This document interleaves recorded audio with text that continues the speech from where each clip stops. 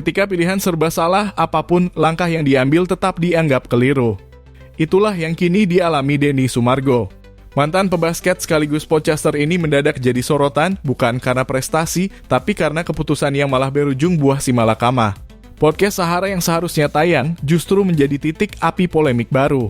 Lalu apa sebenarnya yang membuat publik kian geram dan Densu akhirnya balik menantang netizen? Beberapa waktu lalu nama Denny Sumargo sempat naik ke permukaan karena mewawancarai sosok Yai Mim, ex-dosen UIN Malang yang tengah berseteru dengan Nurul Sahara, pemilik usaha rental mobil. Episode itu menimbulkan pro dan kontra, tapi tetap berhasil menyita perhatian publik. Nah, giliran Sahara yang dijadwalkan hadir, kontroversi semakin besar. Netizen ramai-ramai meminta agar podcast tersebut tidak ditayangkan. Denny pun dengan gaya khasnya yang belak-belakan menggelar voting. Jadi gue lihat banyak beredar narasi di sosial media mengenai perihal tentang Yaimin dan Sahara. Kemarin saya udah memberikan wadah untuk Yaimin di podcast. Kemudian sebagai media kita memberikan hak jawab untuk Sahara di podcast. Tapi narasi yang banyak berkembang, orang itu menyudutkan ke gua dengan banyak hal. Tidak apa-apa, mengerti. Saya tidak ada masalah dan saya akan menapik semua serangan ke saya dengan cara yang simpel. Kita voting aja. Kalian mau ditayangin Sahara atau tidak? Kalau votingnya menunjukkan tidak mau ditayangin Sahara, saya tidak akan tayangkan. Karena rencananya Sahara akan ditayangkan jam 7 malam ini. As simple as that. Dan saya nothing tulus anyway. Jadi terserah kalian mau ditayangkan atau tidak. Saya nggak ada kepentingan kok. Hasilnya, mayoritas menolak. Mengikuti janjinya, Densu pun memutuskan untuk menahan episode itu. Jadi, sesuai dengan vote, saya biasanya kan tayang podcast jam 7. Dan harusnya hari ini jam 7 malam tayang podcast dari Sahara. Dan sesuai dengan janji saya tadi, karena sudah lewat dari jam 6, vote-nya banyak yang tidak mau tayang, maka hari ini saya tidak tayangkan, sesuai dengan janji saya. Sekilas, keputusan itu terdengar bijak. Seorang kreator yang mendengar aspirasi penontonnya. Tapi ternyata langkah itu tidak menghentikan kritik. Justru badai komentar makin kencang.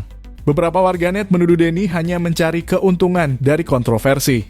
Ada yang menulis aslinya Densu suka keributan. Yang di kepalanya cuma cuan, dan cuan. Komentar ini rupanya memancing emosi. Udah nggak gue naikin, lu ngata-ngatain gue, bawa-bawa bini gue lagi lu. Bilangnya gue cari cuan buat kasih makan anak bini gue pakai uang yang nggak bener gitu maksudnya. Di titik inilah publik melihat Densu mulai kehilangan kesabarannya. Ia merasa sudah menuruti netizen, tapi tetap disalahkan. Seperti masuk ke jalan buntu, mau ditayangkan salah, tidak ditayangkan pun salah. Kan udah nggak gue naikin. Sama aja dong jadinya. Apa bedanya? Kalimat ini menggambarkan kondisi dilematis yang kerap dialami para kreator konten. Ketika publik menuntut idealisme, tapi di sisi lain tetap menekan dengan kritik pedas. Yang membuat situasi makin panas, Denny lalu menyebut tentang Densu yang dulu. Mau ketemu Densu yang dulu nih, bro. Jadi kalau gini bedanya ada di mana? Gua kan gak naikin ngikutin kalian, masih lu serang juga, macem-macem narasi lu. Apa bedanya? Seakan memberi sinyal kalau ia siap kembali ke versi dirinya yang lebih keras, lebih frontal, dan tidak lagi peduli pada cibiran. Tak berhenti di sana, puncaknya Densu melontarkan pernyataan sarkastis. Ia seolah mengakui tuduhan netizen bahwa dirinya hanya mengejar cuan. Ku tengok-tengok nih netizen nih anjing juga ya. Udah gak kutayangkan. Banyak narasinya. Ada yang bilang gua bikin konten podcast itu hanya sekedar untuk cari cuan. Iya, emang gue cari cuan. Lu juga kerja kan cari cuan. Lu pikir siapa orang gak kerja cari cuan? Dibilangnya begini, Densu mah gak peduli bantu orang, yang penting dia cuan lah. Kenapa emang? Kalau gua pentingin cuan, kenapa emang? Kenapa? Jadi gue harus membanggakan gue bantu orang gitu supaya kelihatan gue bagus gitu. Urusan bantu Tuhan, urusan untuk Tuhan. Cari cuan aja bro. Gimana dong? Kalimat itu bukan hanya sindiran, tapi juga tamparan balik untuk mereka yang terus menuduhnya. Dengan kata lain, Denny menegaskan bahwa konten yang ada di kanalnya adalah hak penuh dirinya, bukan sekadar hasil voting atau tekanan publik. Ya gue naikin lah. Naik. Apa? Besok ada podcast yang tadi. Gue naikin besok pagi. Dari sini kita bisa melihat posisi seorang kreator kadang memang tidak pernah benar di mata semua orang. Saat mencoba demokratis dengan memberi ruang suara netizen, hasilnya tetap dipelintir. Saat kembali menegaskan otoritasnya, justru dianggap arogan.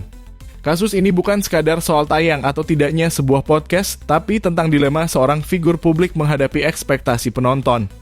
Mau memihak idealisme, bisa dituding cari sensasi. Mau ikuti suara netizen, tetap bisa disalahkan. Dengsu kini berada di persimpangan antara menjadi kreator yang sepenuhnya bebas atau menjadi kreator yang harus terus menimbang selera publik.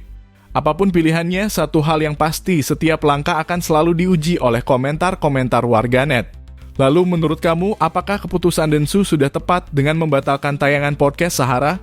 Atau justru harusnya ia tetap konsisten dengan pilihannya sendiri sejak awal?